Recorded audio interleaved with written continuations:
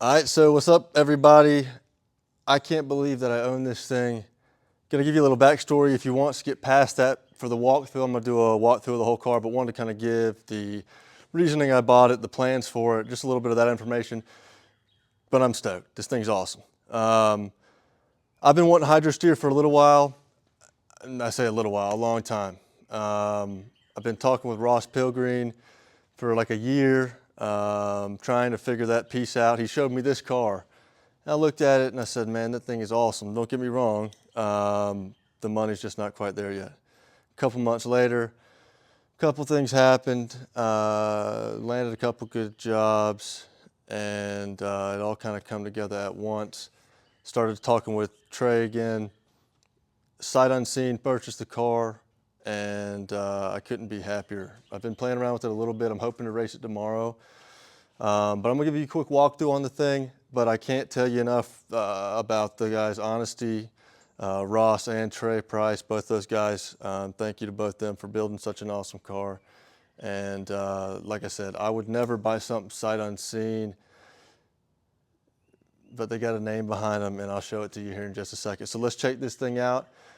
Just a quick run through. This is an Ultra 4 build. They run King of the Hammers in it. There's a good bit of information online that I found actually after the purchase about the car build and some of the specifics there.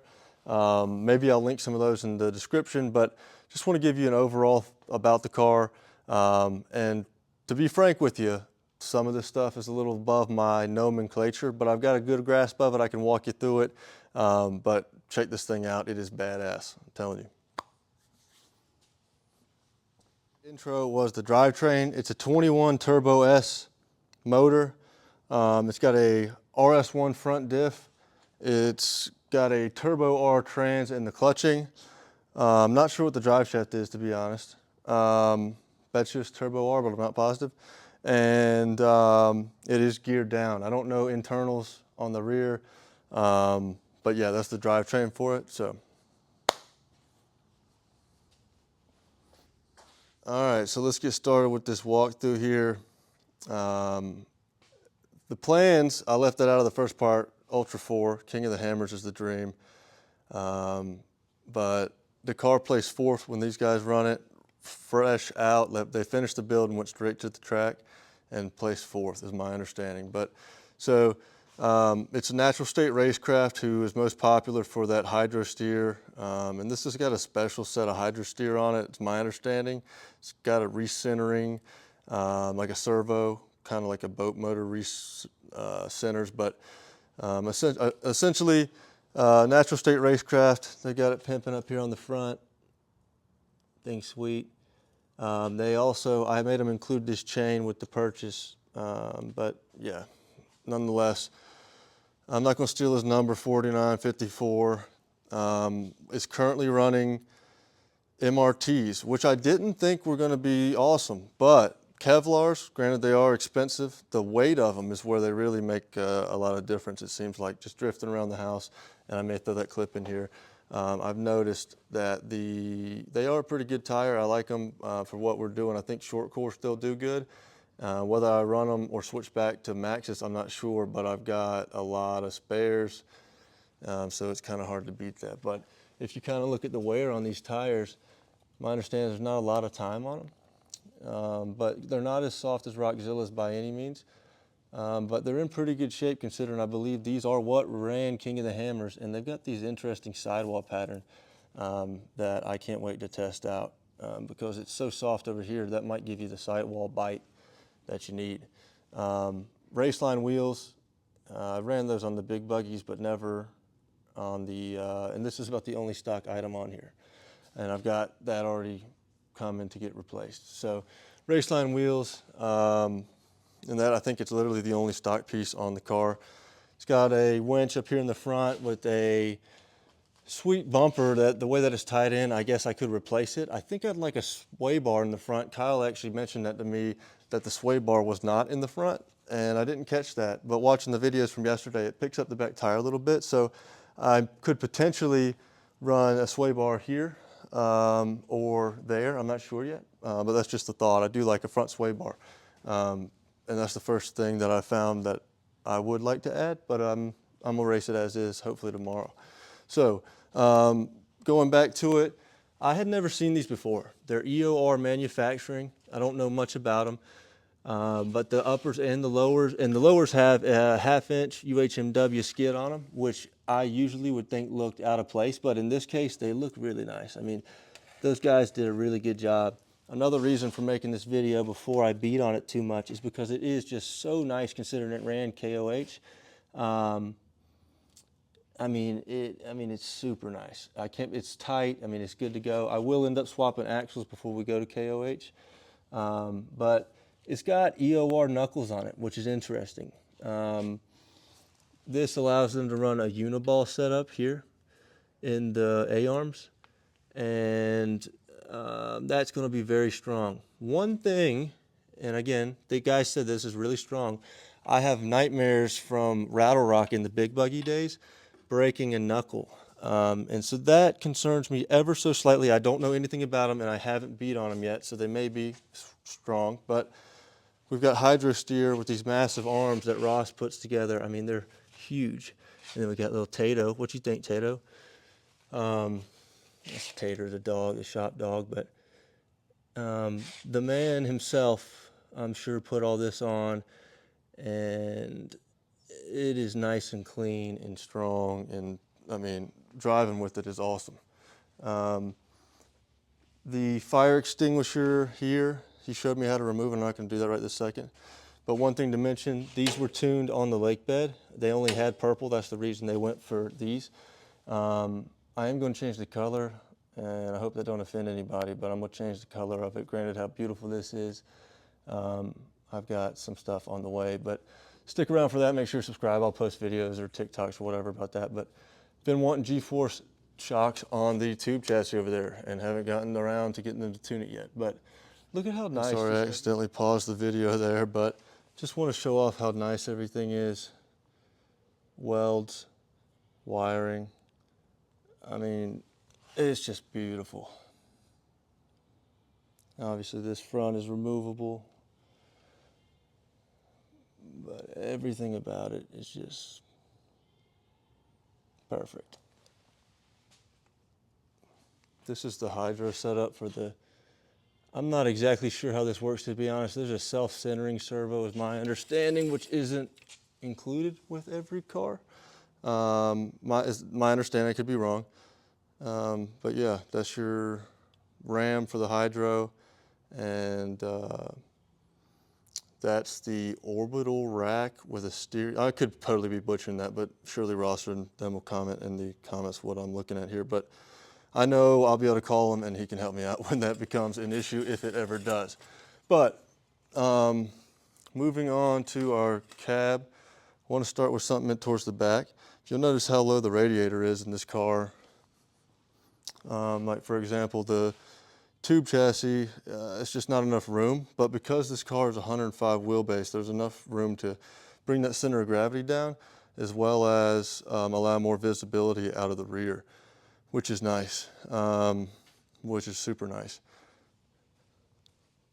It's also got your oil cooler on top of it, but we'll get to that in a second. So looking in the car here, you've got your pumper, rugged radios, both sides. You see that right there. You've also got, I'm trying to figure out this lighting situation, fire suppression throughout the car. So there's our fire suppression, there is your safety, and then it's just routed throughout the car. But essentially the other piece of it is this safety over here, this push, or this grenade pull right here activates it, is my understanding. But I need to read up on that before we go pulling anything or racing. But we are going racing tomorrow, so we'll see how that works out. But I'm gonna go ahead, pull the steering wheel off real fast, and then I'll start showing you what we got in here. But I just don't know. Oh, I can do it with one hand, never mind. But HESS steering wheel.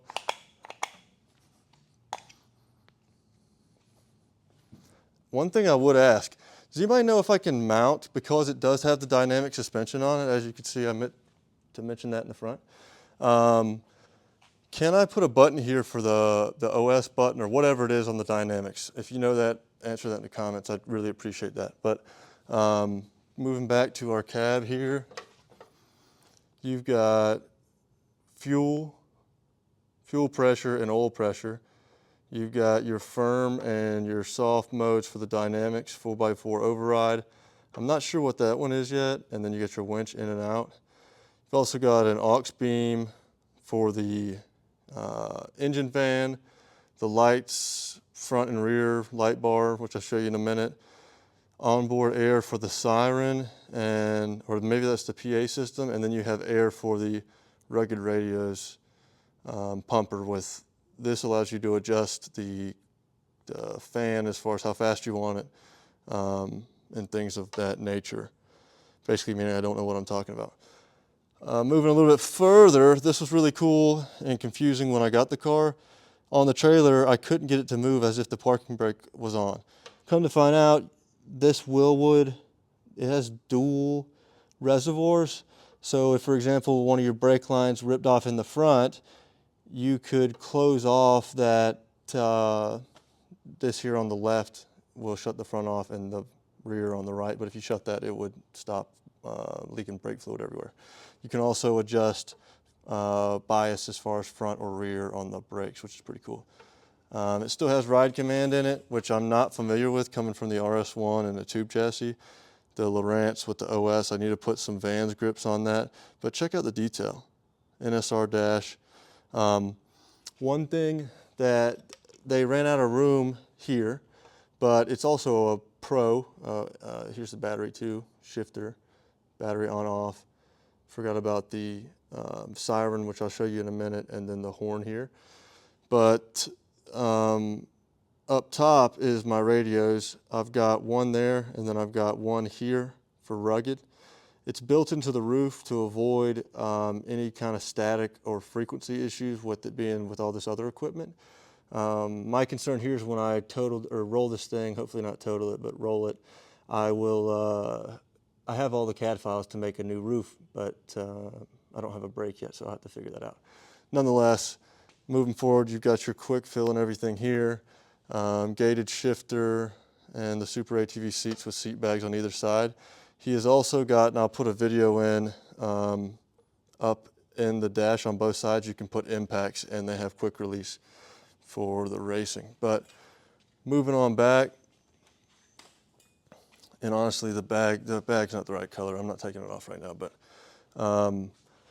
in the rear, so what we've got is the ORB radius rods that I wish you could tell how thick they are. I don't really know a good way to explain that, but I mean, they're an inch, maybe even bigger, thick. On Heims, very nice stuff. We got Rhino axles in the rear, clutch with the clutch fan,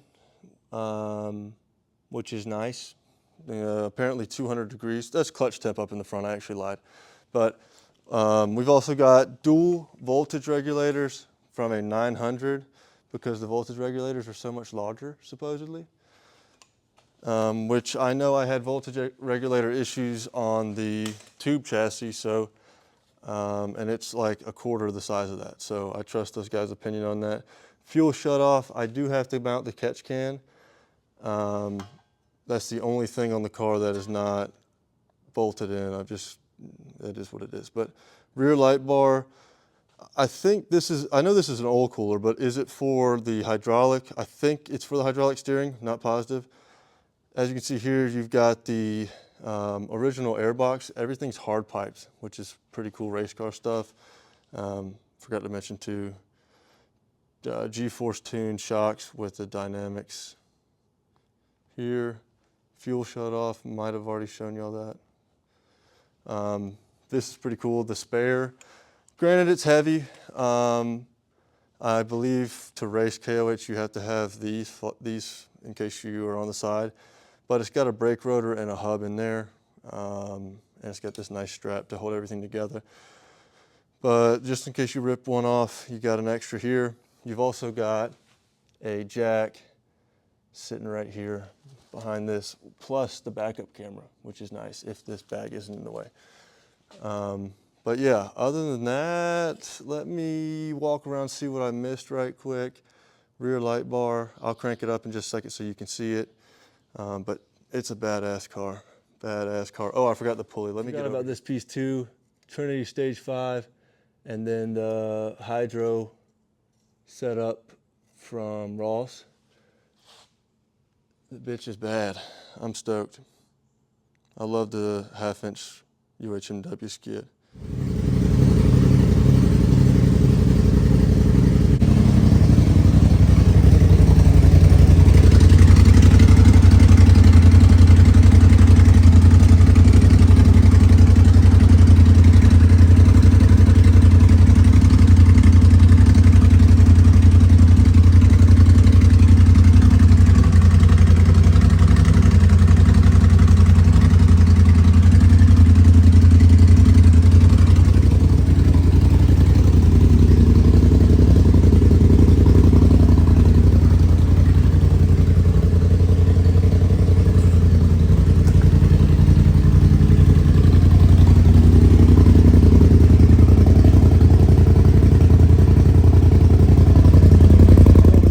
Ready for the race tomorrow, as long as the rain holds out. It's red clay, so I don't want to, I still probably will, but gonna go give this thing a shot tomorrow, fingers crossed. We'll do a quick bolt check. I know it's fine, but just gonna do that and a couple other odds and ends, and hopefully you guys will see footage. So make sure you subscribe, TikTok, Instagram, all that stuff. If you're interested, check us out. And we got some new stuff coming for the website soon, but Ultra 4 Bowling Green, that's in the works. We appreciate it, and leave comments if you've got questions, give us a like, whatever. Appreciate it, and we'll see you guys at the track. Peace.